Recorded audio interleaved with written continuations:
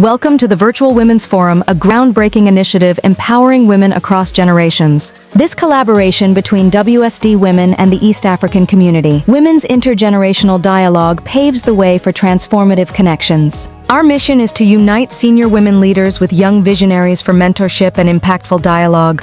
Centered on the theme, the role of digital technologies and social media in enhancing women's leadership and empowerment, we aim to inspire change. Join us as we explore barriers and best practices in business, technology, media, politics, and academia. Together, we foster a future where women lead fearlessly, empowered by digital tools and networks. Through shared experiences and wisdom, we cultivate a space for growth and innovation. Join us in this transformative journey and let's shape the future of women's leadership together. Hi, my name is Tshepo Ncube. I want to speak not only as a leader in banking, but as a woman who was shaped by another woman's courage, my mother. Because for me, empowerment is not an abstract concept. It's a slogan, a headline. It's a lived experience. One that began in a small home, filled with big dreams, led by a single woman who refused to give up.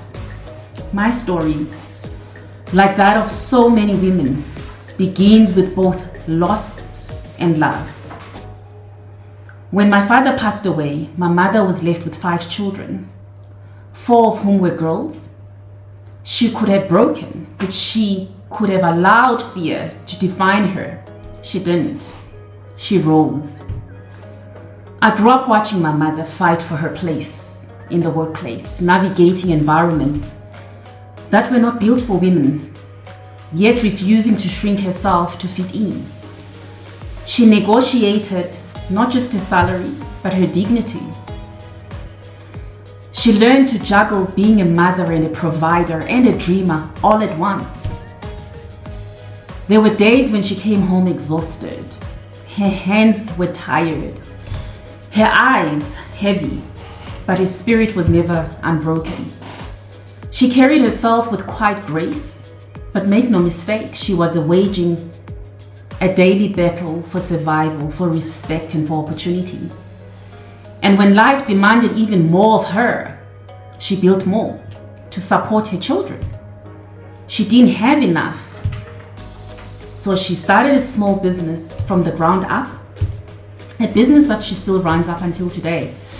We always laugh with my siblings that, we paid black tax, and she uses some of the money as capital to keep the business growing. But that business was born out of necessity, but sustained by faith and hard work and sheer determination. I often think about how much she could have achieved if she had the access to the right guidance, networks, and financial support.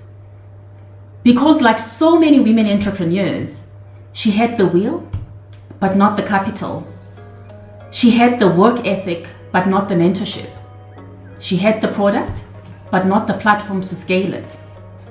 And yet she kept going. That is who raised me. That's the woman who raised me. That is the foundation of the leader I became. Watching my mom taught me that leadership is not just about power, it's about purpose. It's not about showing up, even when one is watching. It's about courage in the face of uncertainty and faith in the middle of struggle.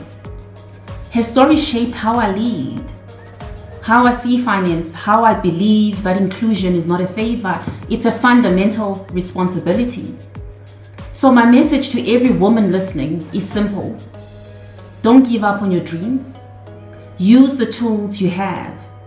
As women, we are often told to wait until everything is in place, until conditions are perfect, until we are fully ready. But progress doesn't wait for perfection. It grows one step at a time, one decision at a time, one bold action at a time. We all start somewhere. My mother started with a small table, a few supplies, and a dream to provide for her children. I started with ambition, curiosity, and the lessons. I learned watching her negotiate life with grace. So I know it firsthand that using what you have is not a compromise. It's a foundation of resilience. But here's the truth. The tools are there. They already exist. The question is, do we know how to use them? There are systems that recognize strength of women like my mother, women that have the drive, the skill and the tenacity to build lasting value if only given the chance. But access to finance begins with access to information. It begins with awareness, knowing what's possible, what exists, and what's within your reach. So what is the practical path? Let me just share a few practical steps that can help every woman turn her idea or hustle into a growing business. Most importantly, formalize your business, register it, keep your records, open up a business account. When banks can see your business, they can back it. Too often, incredible women are running profitable ventures that remain invisible to the formal systems. Visibility creates possibility. Tell your financial story. Numbers matter, not because they are intimidating, but because they speak. They tell the story of your hard work, your consistency, your growth track record, your costs, your cash flow. It's not about perfection, it's about progress. Know your options. There isn't only one path to funding, from microloans and working capital to asset finance, supplier development programs, and business accelerators. There are options for every stage of the journey. Ask questions, don't assume you don't qualify. Seek mentorship and community. Growth is not just about funding, it's about guidance. Women thrive when they share knowledge, collaborate, and lift each other up. There's power in sisterhood and solidarity. Sometimes one conversation with another woman can shift your whole trajectory. Be investor ready, not perfect. Perfection is a myth. Banks and investors don't expect flawless plans. They expect clarity and consistency. Know your business, believe in your vision, and present it with confidence. Preparation opens doors that hesitation keeps closed. These are the tools, and they are here, not just for others, but for you. When women are empowered with finance and opportunity and belief, entire economies transform. Studies have shown that women reinvest up to 90% of their earnings back into their families and communities. Every rand earned by a woman multiplies into education, stability, and opportunity for others. Empowering women is not an act of goodwill. It is an act of economic wisdom. It's about creating growth that is inclusive, equitable, and sustainable. Because the growth of women is the progress of economies. And yet transformation does not happen by chance. It happens by choice. The choice to start, the choice to continue, the choice to believe that your story still has chapters left to write. The call to action. Every woman listening, the dream that lives inside of you is valid. Whether you're running a small business from your home, leading a team in an organization, or just taking your first step towards independence, your contribution matters.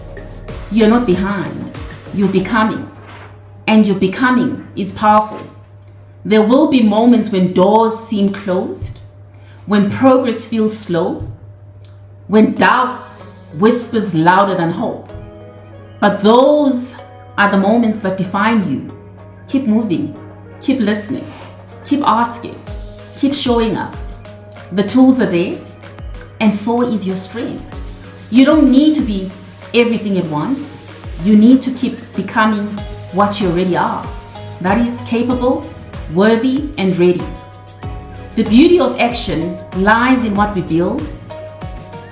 I look at my mother and many other women like her, women who dared to dream beyond their means, and I see the heartbeat of every economy, of every community, every generation that follows. So to every woman with courage and conviction, I say this: you are not just part of the change, you are the change. make your story better. Thank you.